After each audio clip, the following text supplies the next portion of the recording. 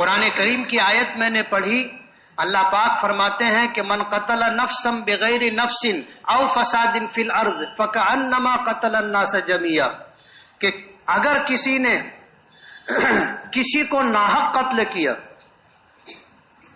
یا دنیا میں فساد برپا کیا جس کی وجہ سے لوگوں کی جان کو خطرہ لاحق ہو گیا، فکأنما قتل الناس جميعا، تو گویا اس نے پوری انسانیت کا قتل کیا ہے۔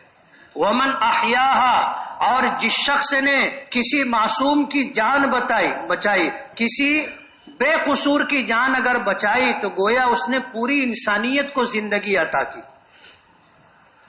اور اس میں اللہ پاک نے دین دھرم کا کوئی فرق نہیں کیا ہے کہ یہ حکم مسلمانوں کے لیے ہے صرف، ایسا نہیں ہے، بلکہ یہ حکم پوری دنیا انسانیت کے لیے، ہر انسان کی جان ہے، اور یہ پوری کائنات اللہ نے بنائی ہے، پوری کائنات اللہ نے بنائی ہے اور انسانوں کو اللہ نے پیدا کیا ہے۔ حدیث پاک میں آتا ہے الخلق عیال اللہ، کہ یہ پوری کائنات اور پوری مخلوق اللہ کا کنبہ ہے۔ اور یہاں تک نبی کریم صلی اللہ علیہ وسلم نے فرمایا کہ ایک ماں، ایک باپ کو اپنی اولاد سے جتنی محبت ہوتی ہے اس سے 70 گنا زیادہ اس کائنات کے بنانے والے اللہ رب العالمین کو اپنی مخلوقات سے۔ ظاہر بات ہے اولاد دو طرح کی ہوتی ہے، فرما بردار بھی ہوتی ہے، نافرمان بھی ہوتی ہے، اور اس کا تجربہ اور مشاہدہ تقریباً سب کو ہے۔ ظاہر بات ہے کہ اگر اولاد نافرمان ہے پھر بھی اولاد ہے، اسے اولاد کی فہرست سے نکالا نہیں جا سکتا۔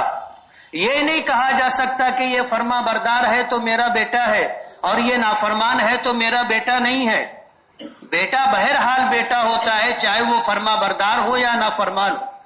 تو پوری دنیا کے انسان اللہ کے بندے ہیں، فرما بردار ہے تو بھی اللہ کے بندے ہیں، نافرمان ہے تو بھی اللہ کے بندے ہیں، مسلمان ہے تو بھی اللہ کی مخلوق ہیں، اور مسلمان نہیں ہے کسی اور مذہب کے ماننے والے ہیں تو بھی اللہ کی پیدا کردہ اور اللہ کی مخلوق ہے۔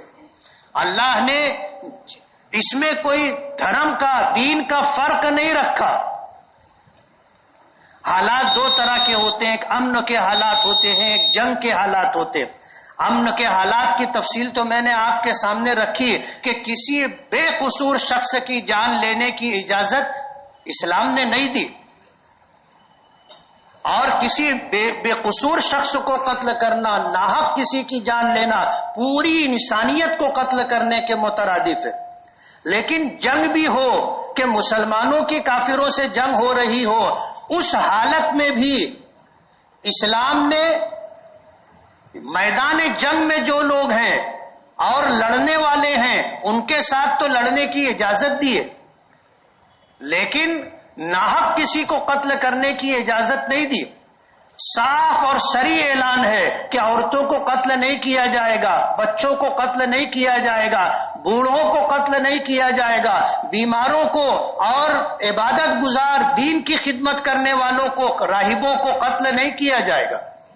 جنگ کی حالت میں بھی اس کی اجازت نہیں۔